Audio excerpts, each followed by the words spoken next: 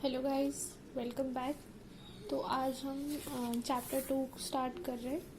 तो चैप्टर 2 जो है वो हमारा है matrix. Matrix is nothing but 2D array. Okay, तो गाइस सबसे पहला क्वेश्चन हमारा जो है वो है स्पाइरल मैट्रिक्स।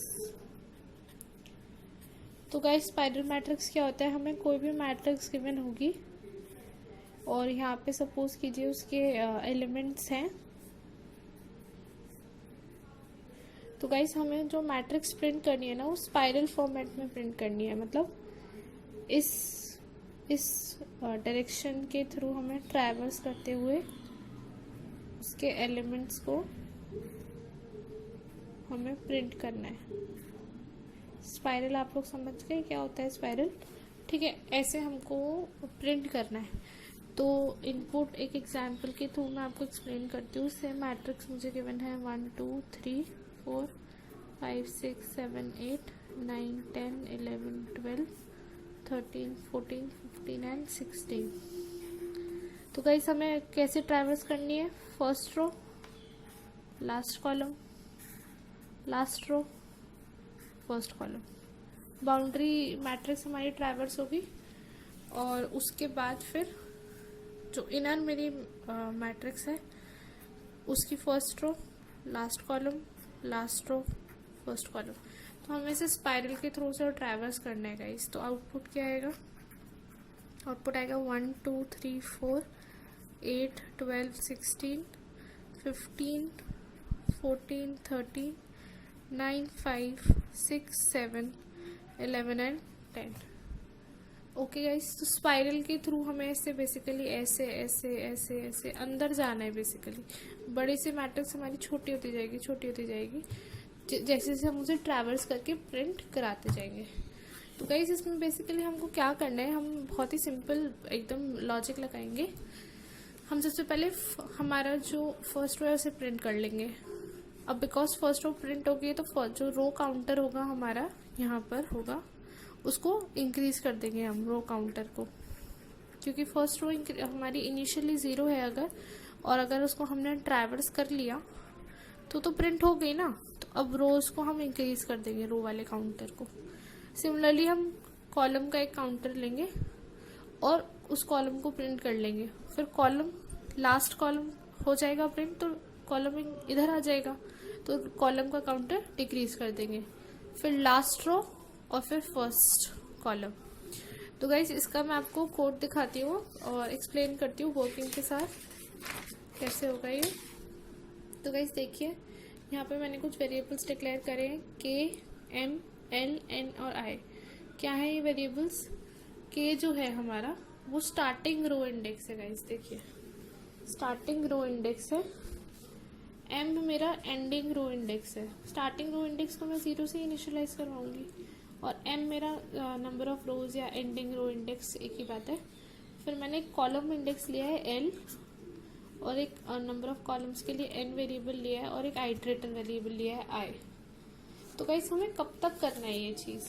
जो हमारा स्टार्टिंग रो इंडेक्स है वो एंडिंग रो इंडेक्स से जब तक छोटा है, मतलब जब तक सारी रो ट्रैवर्स नहीं हुए, या फिर और एंड कंडीशन आएगी, जब तक हमारा जो एंडिंग कॉलम इंडेक्स है वो स्टार्टिंग कॉलम इंडेक्स है वो एंडिंग कॉलम इंडेक्स से छोटा है, तब तक हमें मैट्रिक्स, हमारे मैट्रिक्स में कुछ एलिमेंट्स होंगे जो ट्रैवर्स नहीं हुए हैं, तो उन्हें हमें ट्रैवर्स करना है।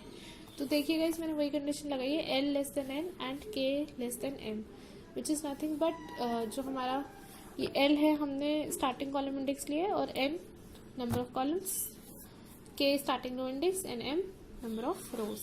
तो गाइस सबसे पहले हम यहाँ पे क्या कर रहे हैं, आप देखिए ये है फर्स्ट रो की प्रिंटिंग। ठीक है, टॉप मोस्ट जो मेरी रो होगी उसकी प्रिंटिंग है। तो इनिशियली मैंने आई को स्टार्टिंग जो मेरी रो है अभी उससे करवाया इनिशियलाइज और नॉर्मली प्रिंट कर दिया मैंने फर्स्ट रो को। अब गाइस ये ध्यान देने वाली बात है यहाँ पर कि फर्स्ट रो जो है हमारी ट्रैवर्स हो चुकी है। मतलब अगर मेरा एग्जाम्पल है 1 2 3 4 5 6, सेम एग्जाम्पल गाइस 15 एंड 16, ठीक है। तो ये मेरी ट्रैवर्स हो चुकी है इस लूप में, ये मेरी ट्रैवर्स हो चुकी है इस लूप में। तो अब जो मेरी स्टार्टिंग रो होगी नेक्स्ट आइटरेशन के लिए वो ये होगी, ये वाली, ये नहीं होगी, ये तो हो गई, फर्स्ट रो तो हो गई इस लूप में। तो जो मेरा स्टार्टिंग रो इंडेक्स था के, उसको मैंने इंक्रीज कर दिया। के इनिशियली 0 था, समझ गए आप लोगों को, समझ आया, क्लियर। अब इसके बाद हमें क्या करना है, लास्ट कॉलम। लास्ट कॉलम को कैसे प्रिंट करेंगे, प्रिंटिंग गाइज आपको पता है नॉर्मल फॉर लूप है, इनिशियलाइज करवाया कॉलम्स के लिए के से एन तक, और कॉलम्स प्रिंट कर दिए ए ऑफ आई एन माइनस 1। अब देखिए गाइज, ये मेरा लास्ट कॉलम है, इसकी प्रिंटिंग मैंने कर दी। ये किससे रिप्रेजेंट कर रही थी मैं, एन से। इसकी प्रिंटिंग होने के बाद अब जो मेरा नेक्स्ट जो भी मेरा आइटरेटिंग होगा उसमें एक कॉलम कम होगा, तो जो मेरा एंडिंग रो इंडेक्स है जो कॉलम का, उसको मुझे डिक्रीज करना पड़ेगा, समझ में आया। तो मैंने n माइनस माइनस कर दिया, ठीक है। गाइस मैं आप लोगों को बता रही थी कि जो हमारी बाउंड्री कंडीशन है वो हम कब देखेंगे। तो आप ये सपोज कीजिए कि अगर मेरी मैट्रिक्स जो है वो 2x2 की ही बची है, 1 2 3 4, ठीक है, और मैंने इसे ट्रैवर्स कर लिया, इसे ट्रैवर्स कर लिया। तो गाइस अब बीच में तो कोई रोज है नहीं ना, मतलब k जो है वो मेरा m हो गया है और l जो है मेरा n हो गया है। उसके लिए हमने ये इफ कंडीशन लगाई कि अगर बीच में रोज अभी हैं, which means k less than m, तो गाइस हम फिर लास्ट रो प्रिंट करेंगे, क्योंकि रो अभी है तो हमने लास्ट रो प्रिंट कर दी यहाँ पे n माइनस 1 से लेस देन l तक, और प्रिंट कर दिया। और गाइस ये मेरी लास्ट रो थी, तो इसका काउंटर अब मुझे डिक्रीज करना पड़ेगा। काउंटर मैंने लिया है m को मैं डिक्रीज कर दूंगी। Similarly n less than n, मतलब बीच में अगर कोई कॉलम्स बचे हैं, अभी तो ये बचा है ना गाइस, ये बची है ना अभी, है ना। तो भाई similarly n less than n, तो मैं उस कॉलम को प्रिंट कर दूंगी। और अब कॉलम वाला जो मेरा काउंटर था उसे मुझे इंक्रीज करना पड़ेगा। गाइज अगर आप इसे एक एग्जाम्पल के साथ समझेंगे ना तो आपको बिल्कुल भी कंफ्यूजन नहीं होगा।